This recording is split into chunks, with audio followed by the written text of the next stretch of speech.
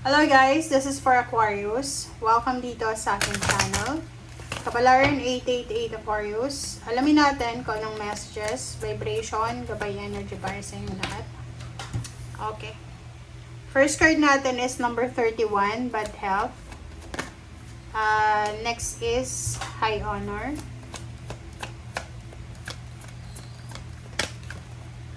Okay, wow. Great fortune. Mature man. Okay, Aquarius. Nakikita ko sa'yo dito na siguro by the end of April, meron kang mga nararamdaman na masakit sa katawan mo because of hard work siguro. Or pwedeng nakatanggap ka ng balita about sa mga kamag-anak mo na may edad na posibleng meron silang sakit. Another is, sinasabi ng bara sa'yo na posible din na makatanggap ka ng information, email, chat, or call about sa promotion, salary increase, higher position, relocation, or kung ano pa man siya na pagbabago sa status mo. Sinasabi din ng bara sa'yo na ngayong May, simula ngayong Mayo, you're super lucky. You're fortunate and lucky. Pwedeng manalo ka sa loto, manalo ka sa pa-contest, manalo ka sa mga whatever man na mga chance winning games na yan.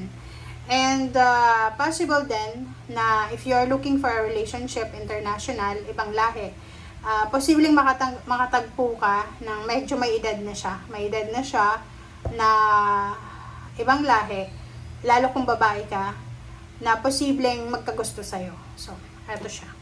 Ito yung mga message mo.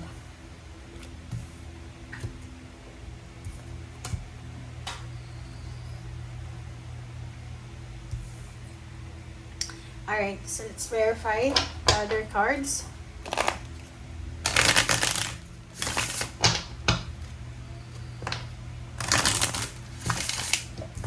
Okay, the thinking man. Kung babae ka, may nag-iisip sa'yo. Kung lalaki ka naman, marami kang iniisip tungkol sa trabaho mo, sa love life mo, sa plano mo, or kung ano man yan na iniisip mo.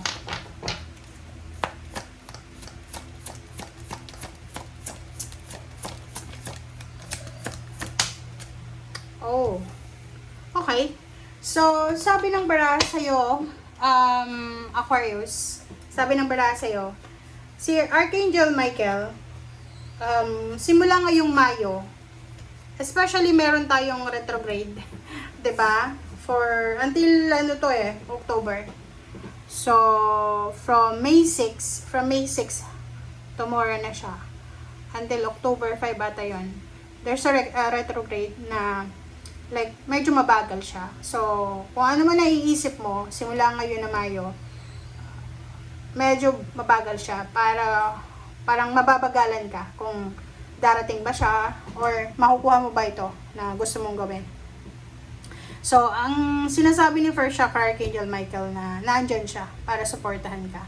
So, kung ito ay warning sa'yo na kung medyo aggressive ka, Aquarius, pwedeng nagpapatayo ka ng bahay, gusto mong bumili ng sasakyan, gusto mong mag-travel, mag-relocate, or gusto mong magpa-renovate ng bahay, pwedeng may mga obstacles and challenges ka simula ngayong May, June, July, August, September hanggang October. Hanggang October guys of 2026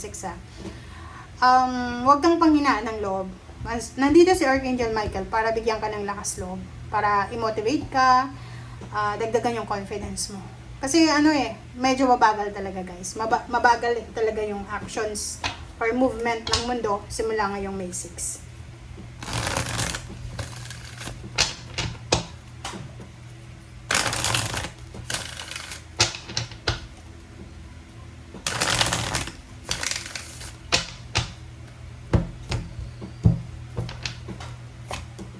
Alright, so truth. Number 2, number 20. Diba? Ang dalawang barahang to, nagsasabi sa iyo Aquarius na may parang there's a revelation of truth. Merong katotohanan ka na mabubunyag. Okay, malalaman mo, pwedeng hindi ka naman involved, pero like for example sa pamilya mo, yung pamilya mo, meron silang tinatago sa'yo na kwento, information, problema, whatever man. Or pwede na maraming katotohanan, maraming sekreto, maraming yun, tinatago sa'yo na magliliwanag ngayon. Okay? Parang magbubukas liwayway siya. Marami kang, talaga, shocking yung magiging reaction mo. Okay? So, dito sa barang to, huwag kang magalit. Like, kasi di ba minsan, lalo sa kapamilya natin, pag may tinatago sila, parang feeling natin, binitray tayo. So, sa'yo, sinasabi ng barahan na, ano man yung sekreto na yan, na malalaman mo, magpasensya ka na lang. Isipin mo na mas maganda na yon na wala kang alam. Diba? And number 5, conflict and defeat. So, yun lang. Parang, because of revelation na yan, because of mga sekreto na mabubunyag na yan, makakaramdam ka na you're not belong. Diba? Parang feeling mo, I'm not belong hindi ako sinasali sa mga chismis nila or sa kwento nila. Parang ganun lang. Alright.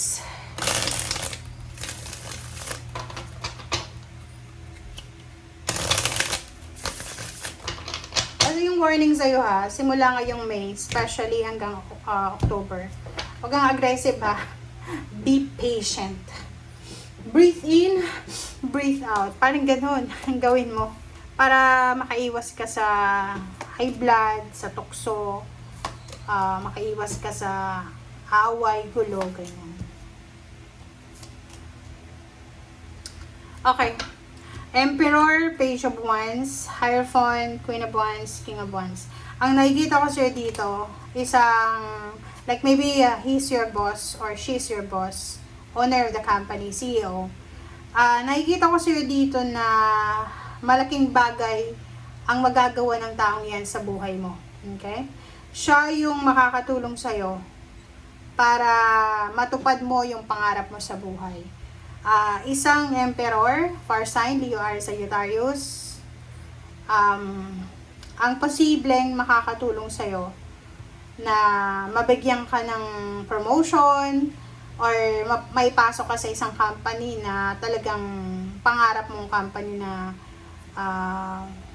pagtrabahuhan.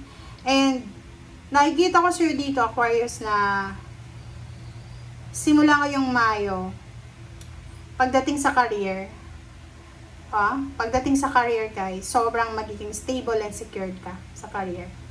Another, there's a possibility na promotion.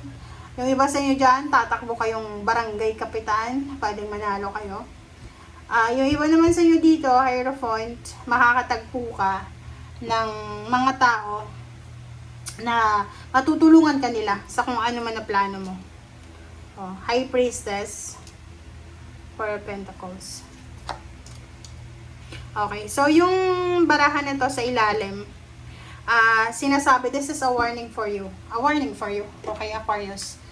Sinasabi sa'yo ng barahan ng Five of Cups na sa future, guys, sa future, para maiwasan mo yung pagsisisi, kailangan, para maiwasan mong magsisi sa mga decision making mo, kailangan daw na pag-isipan mo lahat ng mga decision making mo. Okay, makinig ka sa sinasabi ng iyong intuition.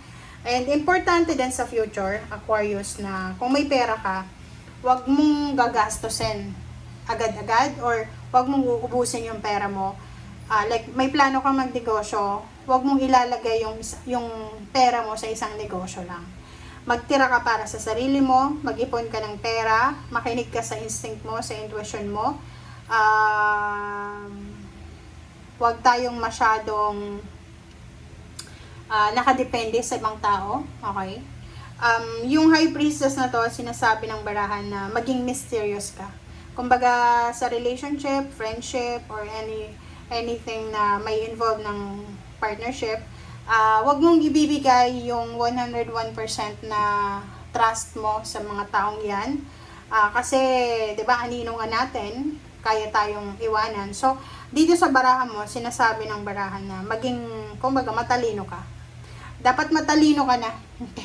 Lalo sa love life, para ikaw na yung may hawak ng ano mo, ng kumbaga direction mo. Okay? Thank you guys. Bye!